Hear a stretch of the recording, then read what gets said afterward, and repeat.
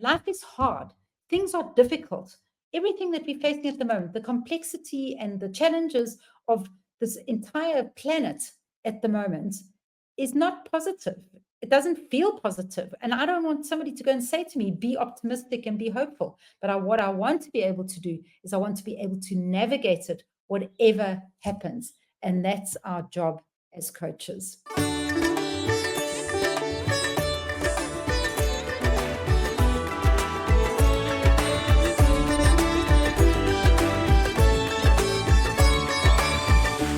Hello, everyone. Welcome to the fifth session of our conference, The Timeless Mind. And to present this session, it's my pleasure to invite Dr. Colleen Lightbody. I would like to introduce Colleen to the audience. Dr. Colleen Lightbody is the director of Brainwise, Mastery Through Neuroscience. She is a respected master coach, trainer, and international speaker. Her global experience encompasses clients in the Asia Pacific region, the United States, Europe, and throughout Africa. Her specific areas of expertise include neuroscience, mindfulness, brain based learning, personal and professional coaching, and emotional intelligence. She is becoming known as the brain guru through her writing for blogs and magazines, as well as in television and radio interviews. Let me now invite Colleen to the stage. Thank you, Rajiv. Welcome, Colleen. Good, thank you. It's really a great honor and a great privilege to be here today. It's a little bit of a pity that I'm here virtually. I was in Pune a couple of months ago, and Yes. I'm based in South Africa. And before COVID, I used to travel to India about 12 times a year. So Yes. I feel very strongly connected and grateful to be even connected virtually today. Fantastic. Looking forward to this session, Colleen. I will Thank move you. backstage. Thank you. So I am going to be doing a presentation, and unfortunately, I won't be able to see the chat, but Rajiv can interrupt me and he can share with me anything that is asked as we go along, and I will be completing about 15 minutes early so that we can open up for any questions. So it's a real honor as well to be presenting to you today about a subject that I am truly passionate about, and two subjects that I'm truly passionate about, and one subject that I'm slowly becoming passionate about. So I'm really pleased to be presenting you today about connecting the world of ancient wisdom with neuroplasticity and neuroscience in a coaching context, and then playing a little bit with what is happening in current technology in our currently rapidly expanding and chaotic world, and how we can understand that from a neuroscience perspective. So just to start, the outcomes that I'm talking about today I'm going to give you something of a biology lesson, but hopefully I'll make it sound really interesting and engaging to understand the design of our brain. And I've called it the good, the bad, and the ugly. So some positive aspects to our structure of our brain in the modern times, and some potentially disabling aspects that we need to pay attention to. We're going to talk about neuroplasticity. We're talking about techniques that we can bridge ancient wisdom and ancient contemplative traditions from a neuroscience perspective. And then we will be talking through how to create presence, and then what is our role as coaches as we enter into this new age. So it's just a quick overview of what I'm going to be discussing today. So let's start by talking about the brain's evolutionary design, the good, the bad, and the ugly. So there were many, many topics that I could have chosen to speak about here, but I spoke about 4 that I feel are the absolute quintessential and really relevant aspects to brain, how our brain works in terms of the modern times that we are facing. So first, I'm going to talk a little bit about the structure of the brain. Then I'm going to talk about our survival instincts, how our brain is actually wired to survive. It's not wired to think. How we are motivated, and as a primary aspect of brain function is motivation, and how that works and how it can quite strongly sabotage us in this modern world. And then I'm going to be talking about social. So we'll talk about these 4 aspects, and then after that I'll be going into neuroplasticity and what is it that we can do to really use coaching, use leadership as a means to navigate the complexity of the world that we're living in currently. So from a structural perspective, essentially, I think the most important thing for me to say to you is I said the good, the bad, and the ugly. So there is no ugly. The brain, for me, is the most beautiful organ. It's the most beautiful thing in the entire known world. It is magnificent, and it is more complex than anything that we know in the known world. So magnificent, beautiful, good, and complicated. So I just wanted to give you a quick run through and an introduction to how your brain is structured. So what I have here, it's a colorful picture, by the way, and this is not what your brain looks like in your skull. Your brain in your skull starts off when you're born as a beautiful, bright pink color, and slowly as you age gets duller and duller until it's pretty gray by late in life. So I just thought I'd color up my brain for you in the session today. So what I have here is a look into the brain and what the brain is like. You probably all know that we have 2 hemispheres of the brain. We've got a left hemisphere, we've got a right hemisphere, which are joined together to create one beautiful organ. Now, each hemisphere of the brain are essentially identical. And I'm just going to point out a few parts that I'm going to be talking about through the talk that will be useful for us to think about as we navigate the brain and modern technology. So first of all, and remember, each side of the brain has got identical parts, is that this front part here, if you put your hand up to your forehead, okay, this part of the brain right behind your hand is known as the prefrontal cortex. The prefrontal cortex is your thinking, rational, reasoning, decision-making part of your brain, and really a critical and highly complicated region of the brain to actually leverage effectively. We underestimate how difficult it is to do reasoning, make decisions, and use our prefrontal cortex. And this is the only part of your brain that has conscience and consciousness. This is the only part of your brain that has rational reasoning, thinking, and logic. And if you've got your hand up to your forehead to see where your prefrontal cortex is, it is only about 2 millimeters thick behind your hand. So that is how tiny this part of the brain that we depend on to make our decisions, to solve problems, to manage our impulses, to think. That's how tiny this part of our brain is. And I'll show you how easily it can be sabotaged using technology. We have this middle part of the brain, almost the circular part as it's shown in my diagram. This is known as the limbic system, the instinctive brain, the reactive brain. The outermost part, where all the pinks and the blues, this is the outer part that's about 2 millimeters thick. This inner part takes up the whole of the rest of the space.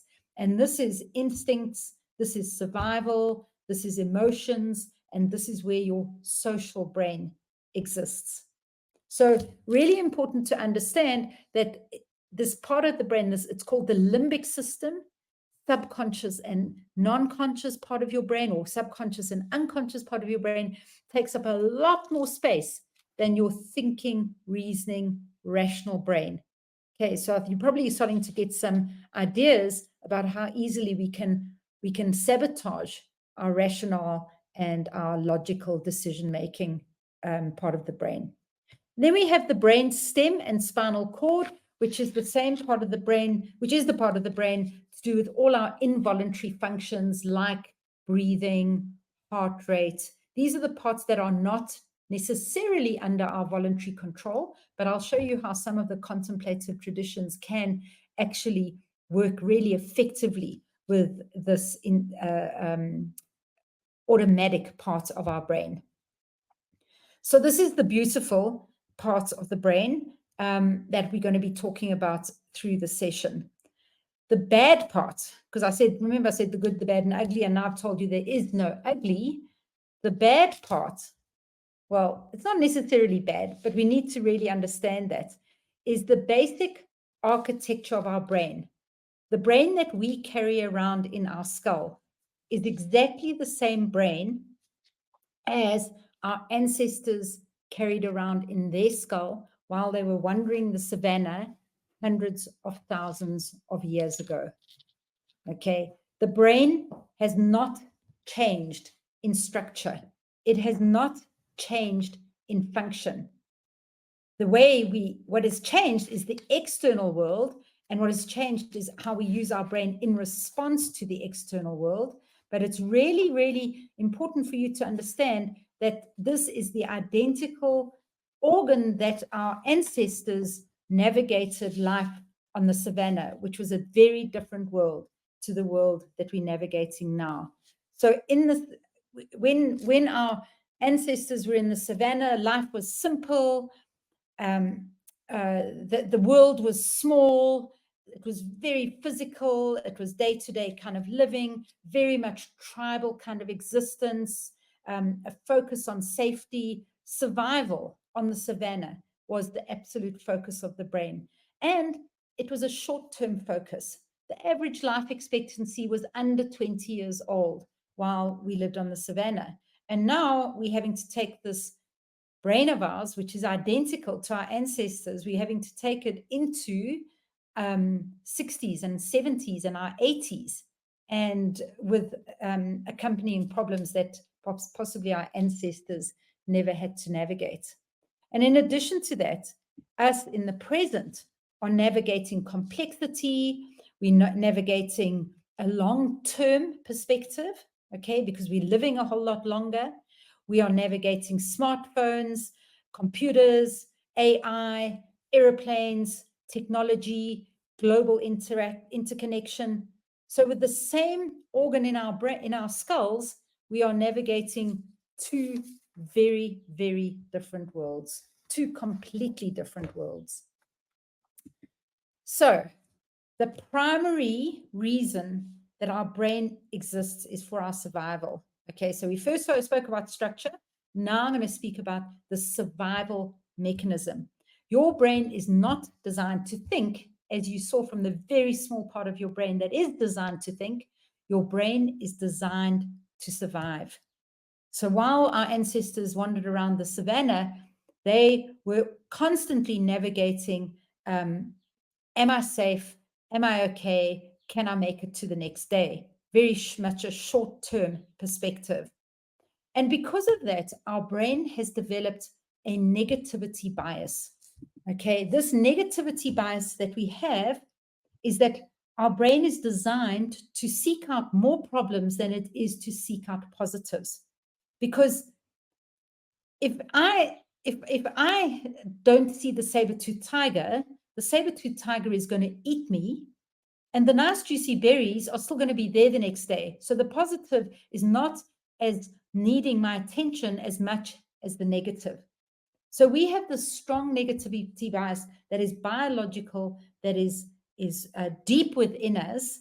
And this is how we are navigating our lives in the 21st century in a very, very different environment. So be very aware that we tend to focus on what can go wrong rather than what can go right. Okay, this is primal in our brains. In addition to that, I'm sure you've all heard of this fight, flight, or freeze response. Okay, this is the brain's instinctive response to survive. When the saber-toothed tiger jumps out in front of me, what am I going to do? I'm either going to fight, take out my dagger and stab the saber-toothed tiger, or I'm going to flight, I'm going to run as fast as I can, or I'm going to freeze. Okay, I'm just going to stand, be immobilized, and I won't be able to, hopefully the saber-tooth tiger won't be able to see me. And what we have, a part of the part of our brain and our nervous system that keeps us alive is known as the sympathetic nervous system. It's quite ironic, isn't it, that they've called it the sympathetic, because it doesn't sound really sympathetic. But this is the part of our nervous system that comes alive in order to keep that comes alight in order to keep us alive. And how does the sympathetic nervous system work? And I'm talking very simplistically. It's with an outpouring of adrenaline, an outpouring of cortisol. Now, I'm sure you've all heard of those neurochemicals. Okay, adrenaline very much connected to your fight, flight, freeze responses, and cortisol connected to your stress responses. So this is what our brain was designed for. And here's the deal, is while we wandered around the savannah, we were kind of facing one saber-toothed tiger a year. Now, while we're living in modern times, we are facing thousands of saber-toothed tigers a day. And the latest saber-toothed tiger to descend on us is technology and AI. So our nervous system is constantly alert. We're constantly producing adrenaline. We're constantly producing cortisol. We're in fight, flight, and freeze. If you see people in your organization who are, or clients even, who are aggressive and resistant, if you see them withdraw and switch off their videos, if you see them freeze, become immobilized and not engage, that's because their sympathetic nervous system has been aroused, because they feel like they are in a fight for their life. So it's not one saber-toothed tiger a day, it's thousands a day. That email that pings into your inbox is a saber-toothed tiger. That person that doesn't invite you to lunch is a saber-toothed tiger. Have I got a job or not is a saber-toothed tiger. And for many, many people, AI is a saber-toothed tiger. So it's incumbent on us as coaches to be able to support our clients to navigate this intensity of the onslaught that their brains are experiencing, that put people into this constant fight, flight, and freeze. And remembering that when your clients come to you, they will focus on the negative. They'll focus on what went wrong. They'll focus on the difficulties because of the negativity bias. And also remember that as coaches, it is not our responsibility to see the glass as half full and the light at the end of the rainbow, but it's to help people to use their prefrontal cortex to overcome their limbic system so that they can navigate whatever is causing them that saber-tooth tiger threat, metaphorically, how they can navigate it through their prefrontal cortex, their thinking processes. So I'm just going to pause for a second and let me just check in. I'm just having a look quickly at the chat. Okay, lots of interesting. I don't think I'll have time to read all of these. And I'm so glad, Rajan, that you said that the brain is beautiful. I just think it is the most magnificent organ I have ever seen. Okay, and the reason for the bestseller book, The Power of Positive Thinking, became a phenomenon worldwide. And Surya, I'm going to just comment on that, because what I'm saying here is not necessarily that I think that we should be all positive. Okay, life is hard. Things are difficult. Everything that we're facing at the moment, the complexity and the challenges of this entire planet at the moment is not positive. It doesn't feel positive. And I don't want somebody to go and say to me, be optimistic and be hopeful. But what I want to be able to do is I want to be able to navigate it, whatever happens. And that's our job as coaches.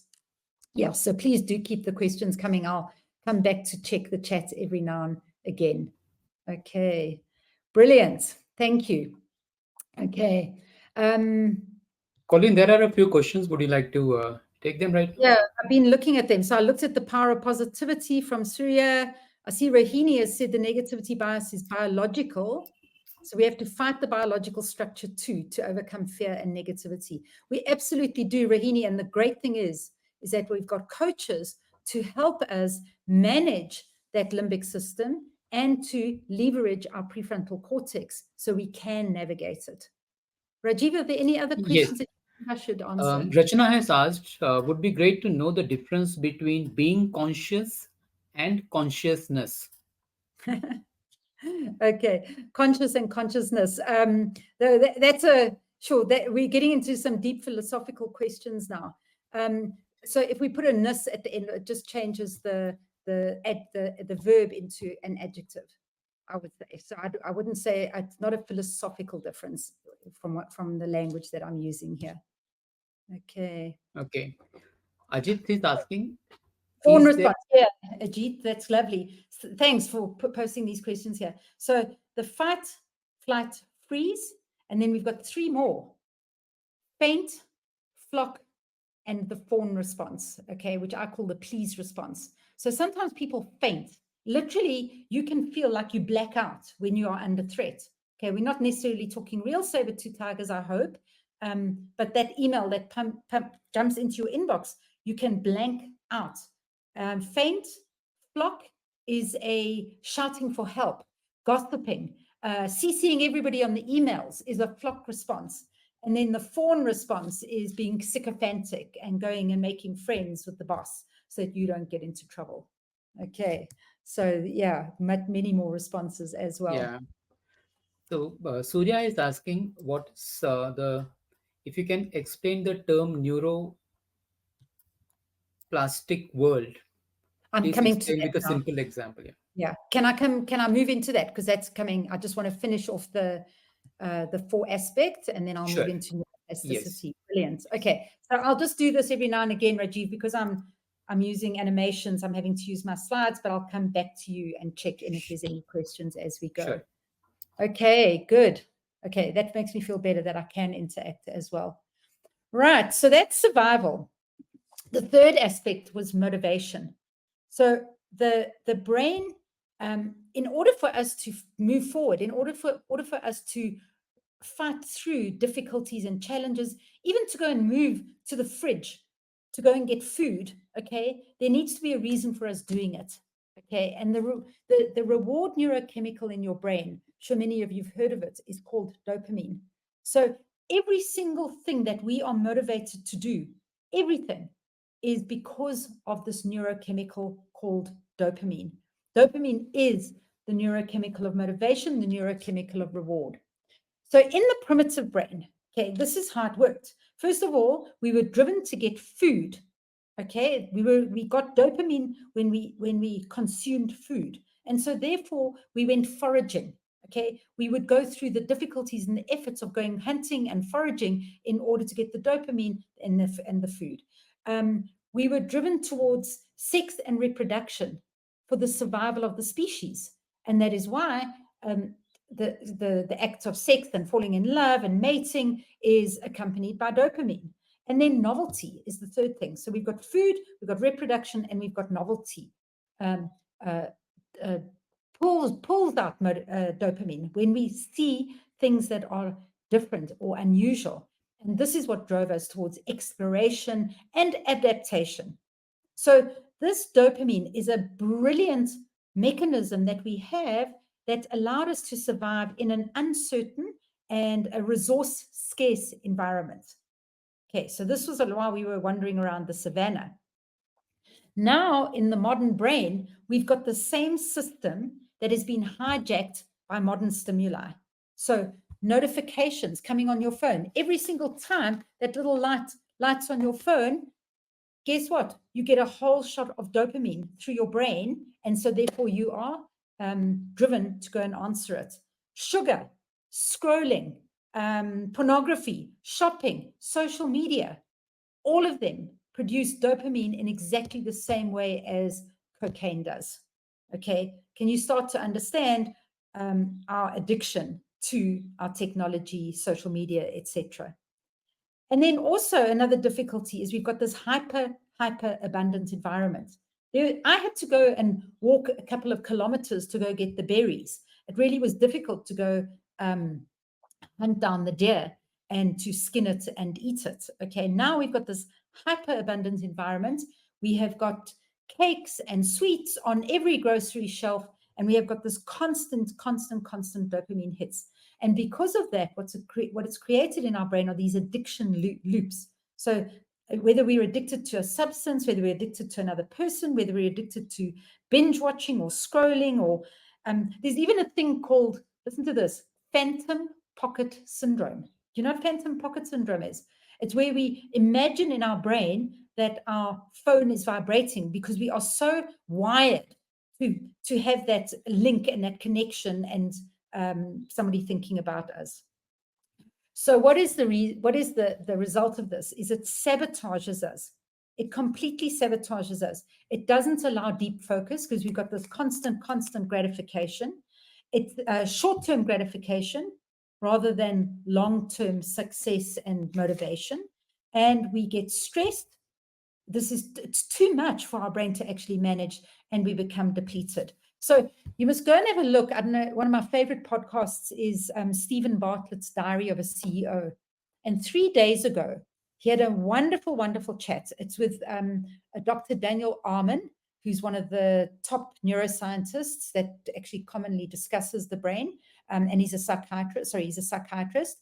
And a Dr. Terry Zujanowski, I can't remember how to say his name.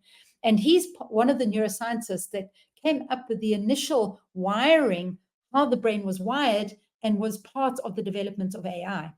And he had them on his podcast. And the title of the podcast, just listen to this, Chat GPT, Brain Rot Debate. Okay.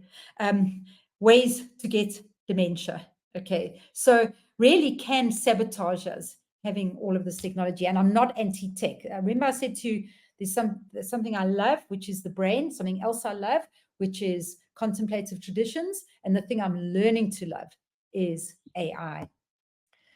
So our ancestors' dopamine rewarded them for finding food, fire, and community. And today it rewards us for TikTok, sugar, and inbox pings. The circuitry hasn't changed in 200,000 years, but the environment has. So I'm just going to share one more and then neuroplasticity, and then I will open up again for questions. So the fourth is social. How critically important it is for us to be connected to other people. The reason that we as humans, as a species, are the most hyper-connected, our brain is designed to be social. It's not just, as I've said, they're nice to have. It's absolutely critical. We cannot live without our tribe. We cannot live without other human beings. The tiny baby, the small child, the young adolescent cannot exist unless it has other human beings. And the species needs others. We need to be able to collaborate in order to survive. So the reason that we are the most dominant species on the planet for now, is not strength, claws, or speed. It's the neurobiological magic of cooperation, empathy, and shared purpose. You're not going to see two chimpanzees where one will say to the other, you pick up that end of the log and I'll pick up this end of the log, and then we'll move the log over there. They don't have the brain capacity. But human beings from our ancient ancestors had the ability to cooperate, empathize, and communicate as well. So meet Caveman Sam and Caveman Sally and their kids.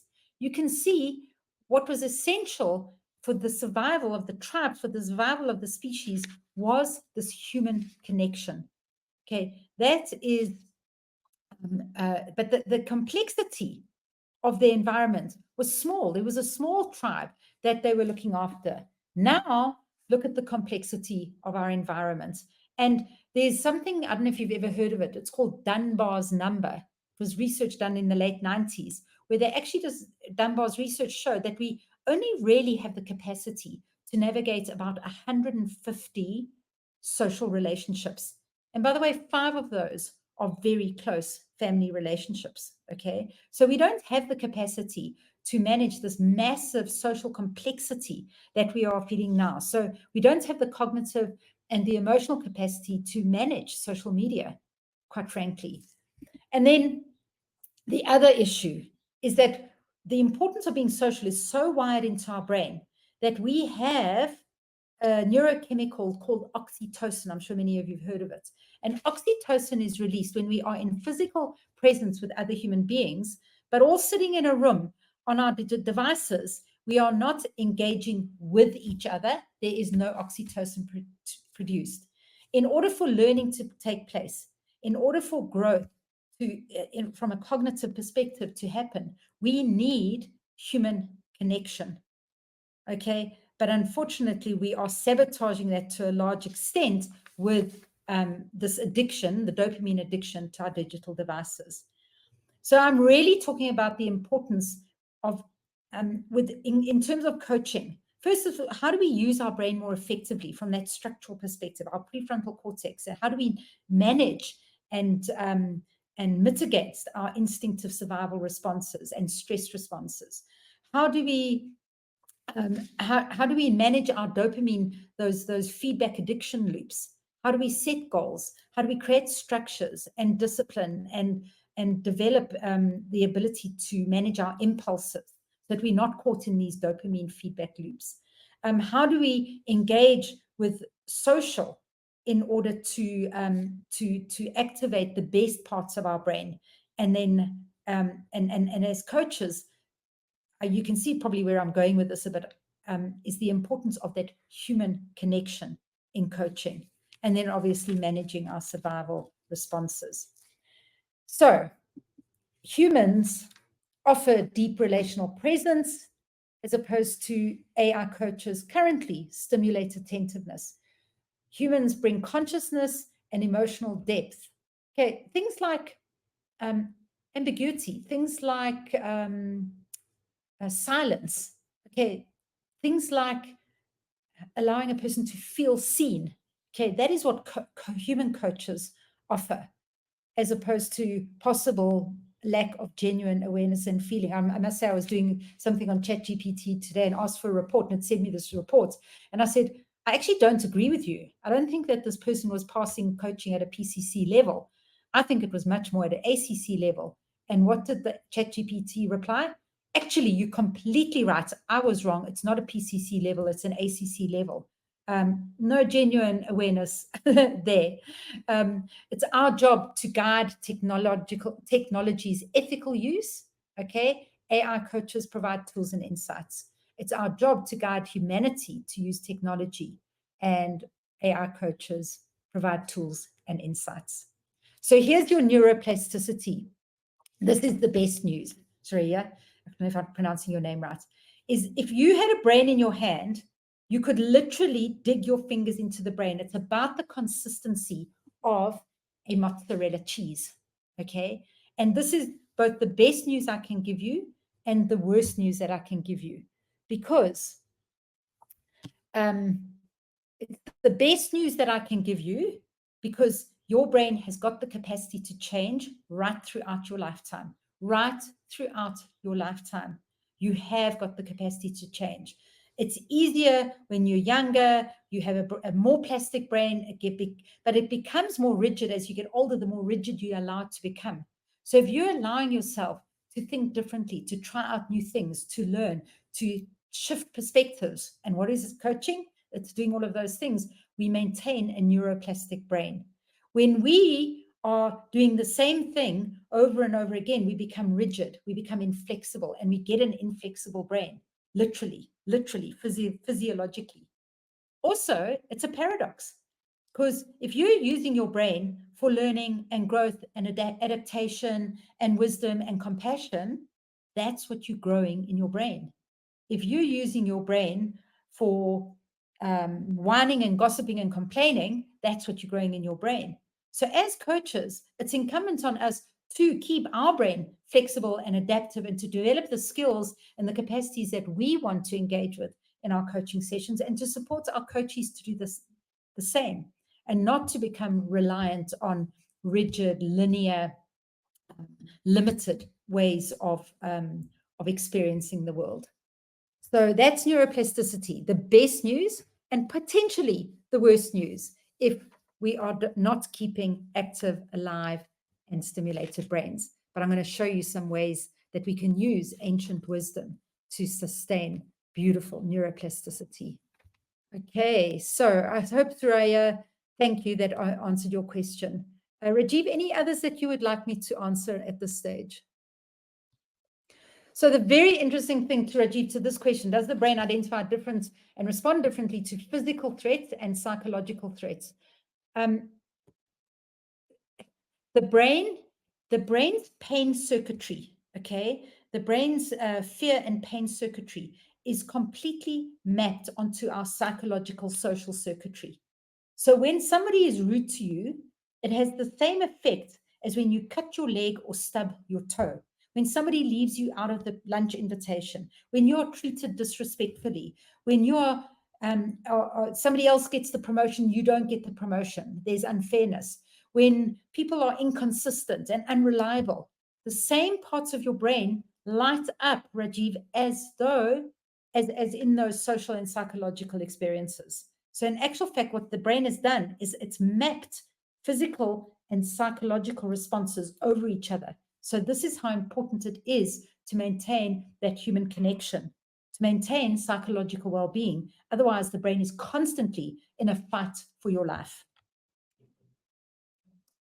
How to check whether the coach is not negativity biased? What ritual to keep my... Okay, you keep giving me these beautiful questions that lead me into the next part of my presentation. So I'm going to talk about how do we as coaches keep our brains quiet, and then how do we support our coachees to be able to do that as well. Yeah, ChatGPT, Venkat, definitely does not contradict us. Okay, and guess what? It feels good. Okay, that's our bias towards being right. We have a complete self-confirmation bias, and it does that all the time. So it makes us feel good. So we produce dopamine, and then we go back to it. So we've got to be really thoughtful and judicious and careful about how we are using our brain. Okay, so let me share with you about how we go forward. Okay, so we've got this human brain, 200,000 years old. Okay, same brain that we've got in our skulls. We know that we can rewire the brain through coaching. And this is what we've known up until now. And we now can think about the AI augmented brain and coach. So basically what we're talking about here is a fusion of human cognition with technology. And this is not wiring us up to technology, although there's a massive amount of really exciting research around the differences that they've made in paraplegics, depressives, etc., in terms of actual implants into the brain. So this is where we're looking at the future. We can't, this is now not positive thinking aspect, is the future is what the future is, whether it's for good, for bad, it is coming, it is going to be. So this it's demanding from us a partnership between human consciousness and intelligent systems. It's demanding that. So do we move forward and we embrace it? I say that we can bridge. Let me show you. We can bridge through ancient wisdom and neuroscience. This is such a huge topic. I could be talking about it all day. So what sages have intuited through direct experience, neuroscience now confirms with fMRI scans and neurochemistry. So neuroplasticity, attention networks, stress physiology, default network activation. Okay, default network is your automatic thinking, your subconscious processing, and your conscious attention networks, which is your prefrontal cortex. Whatever the ancient sages have known is now being confirmed with neuroscience. And in fact, the neuroscientists love bringing monks into their fMRI scanners because they have the most amazing capacity to manage their mind, to control their thinking, and they see the effect that it has. And this is kind of why the language of mindfulness, the language of the contemplative traditions are starting to become more accepted and engaged with in modern times. Again, this is a huge topic, so I've just got a couple of things to share with you, and then I'll open up for questions again. So I came up with a table of some timeless principles that I use in my practice and I'm going to connect them with neuroscience so that we can see how we can bridge this ancient wisdom and modern neuroscience and coaching. So if we just go through this, and you'll get this afterwards as well, the principle of presence, okay, the contemplative tradition of presence. What is it activating? It's leveraging between your attention networks, prefrontal cortex, and your default mode network, automatic, reactive, narrative. The narrative, that, you know, that story that's going on in your mind all the time, sort of the mindfulness versus the mindlessness. So how can we manage the default mode network and activate our attention networks? Or through mindfulness exercises, breathing exercises. In fact, a very interesting thing is that, remember I said to you, the base, the stem of our brain is out of our voluntary control. Okay, that deepest, the brain stem, which has got our breathing and our heart rates. We actually have, you probably will have all heard of this by now because it's quite popular at the moment, something called the vagus nerve.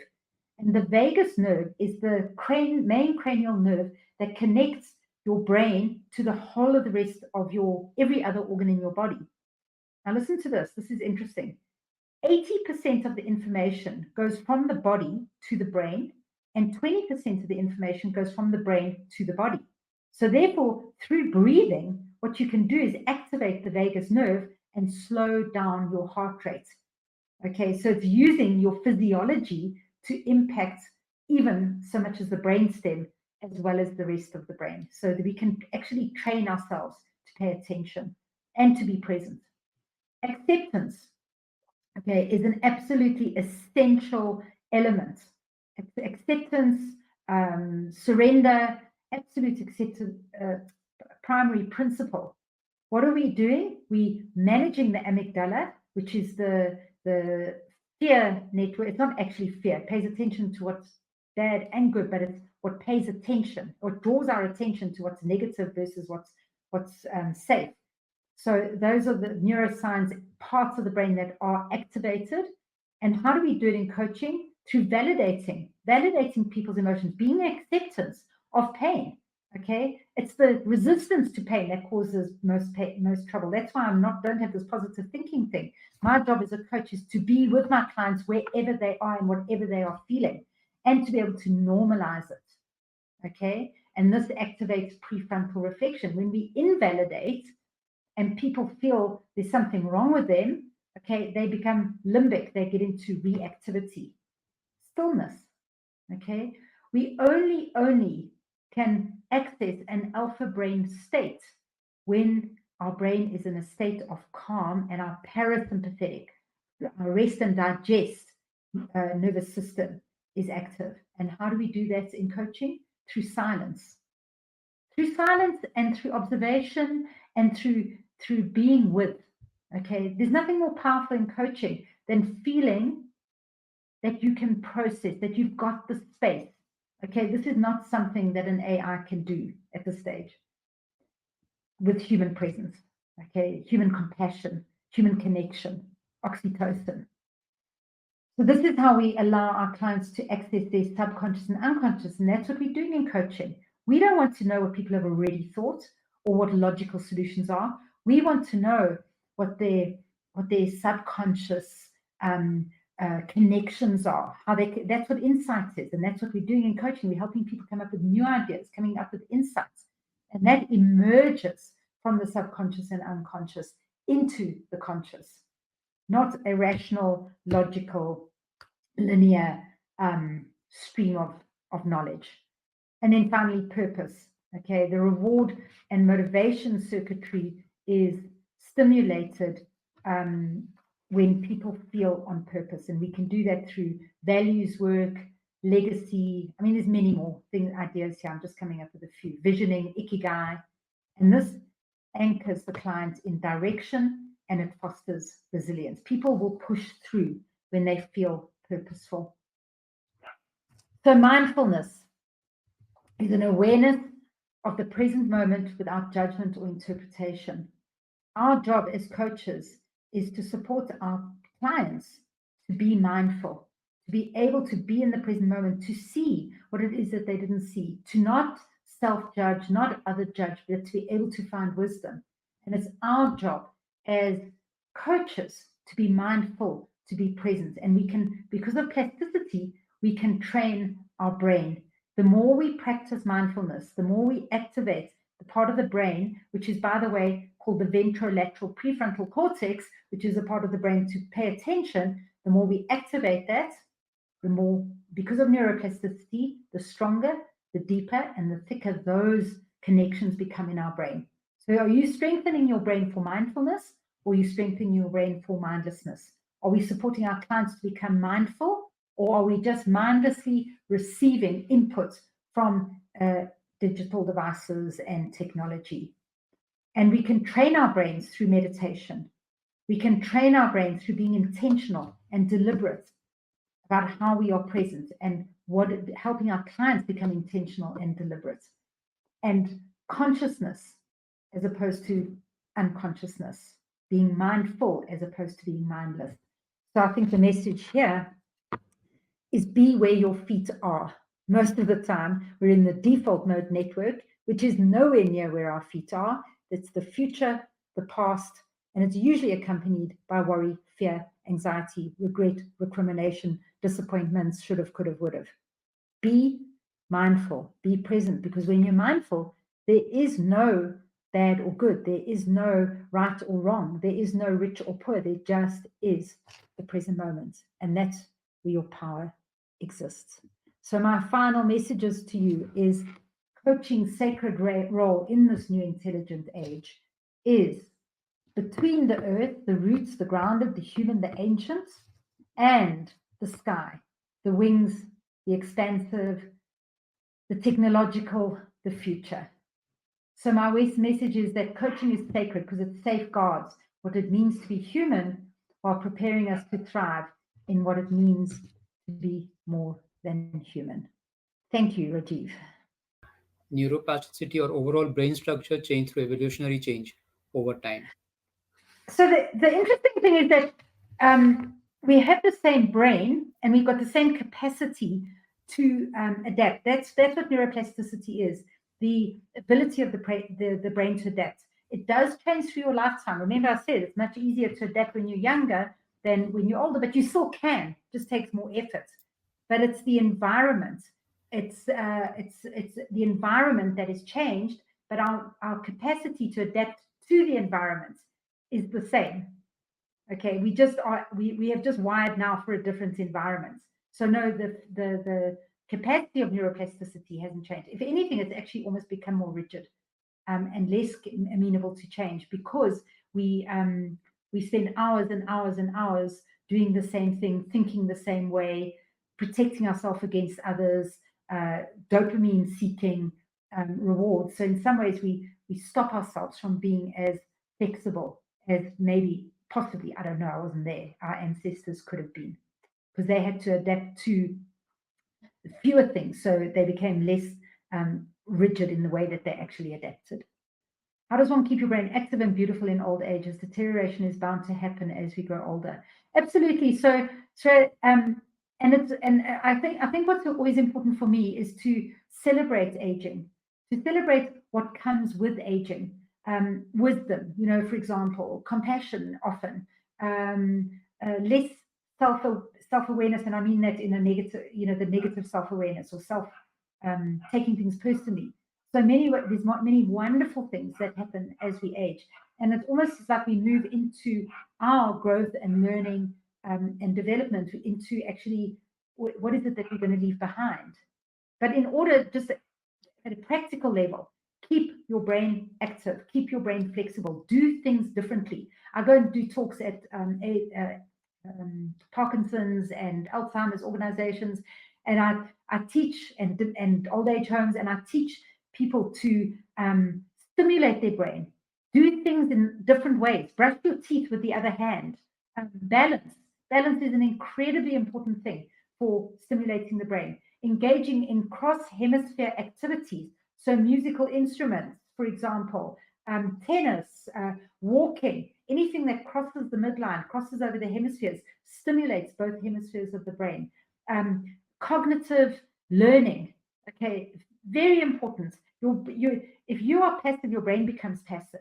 If you are constantly learning, your brain is constantly growing and learning. I remember when I did my PhD, I remember saying to my daughter, Abigail, I can feel my brain growing in my skull. It almost felt like I could. Food, nutrition, really, really important. Sugar, refined sugars, profoundly, apart from the dopamine hit, okay, it interferes with learning and effectiveness of your brain. So healthy hydration, critically important. Keep your brain hydrated. Your brain is 70% water. If you are thirsty, it's a distress signal. So, Rajiv, those are a few examples. I don't know if you want me to give more. Okay, left brain and right brain domination, natural or acquired. Okay, this is very interesting. It's a very interesting question in terms of neuroplasticity. Okay, so you are born with your handedness, they call it. So you're born left-handed, you're born right-handed. Very, very small percentage of the population are born left-handed. Okay, there's almost no difference between the functioning of the left hemisphere and the right hemisphere. Okay, except this is interesting. Except for one thing, sorry. Language, speech, and writing is only in your left hemisphere. Okay, everything else is mirrored. In 2% of left-handed people, they have language, speech, and writing in their right hemisphere. Okay, but that's not really that interesting for us. People are born with their handedness. Now, what actually happened in many cultures, in Africa, for example, I know it was seen, if you were left-handed, it was seen as evil, or it was demons. So children were forced to put their left hand behind their back and forced to write with their right hand. Now that was damaging because it was punitive. So it was experienced as a psychological threat. Okay. But if you encourage your child to use the other hand, people, like a lot of people become ambidextrous because they want to use their other hand. It's one of the best brain training exercises that you can do. So drawing with your other hand, brushing your teeth with your other hand, really, really, it's a natural way, that handedness, but in a non-punitive way, in a healthy way, using your other hand will facilitate plasticity. Wow, Colin, I think there are a few other questions, but I don't think we have time to that. Maybe I will encourage all the people who have asked questions to connect with Colin on LinkedIn, and maybe they can ask the reminder of questions there. I think Colin would be obliged to answer them, I believe. Yeah, and I love Venkat's comment in the chat there, LANPOP, LMNOP. It's like a LMNOP. Okay, I get it, it's Venkat. Lovely. I'm going to borrow that one. Thank you. Okay. All right. So, Colin, I think we can hear you more today. I mean, I want to acknowledge two things about this session. One, brain and the study of brain, it's such a complex subject, and your ability to present it in a very simplified way for people like us. There may be people who know a lot more about brain already, but at least me as a reference point, the way you have explained the brain, its structure, the prehistoric, historic, and the current observations, how we behave and what is the impact of that on the brain, and also giving us a lot of hope with reference to the brain's ability to be neuroplastic and adaptive. So, and also, I've this is not the first time that I'm hearing you talk about brain, but whenever I have heard you talk about the brain, the energy and the passion that you bring is so much, so much. It's so nice. It connects uh, Thank you. very well. So thank you Thank so much, Colleen, for giving this presentation to us at this conference. And yeah, we look forward to learn from you in future forums also. Thank you very much, Rajiv, and thank you to everyone. What a privilege it is to be almost in Pune tonight. Thank you. Thank you. Our pleasure. Thank you so much.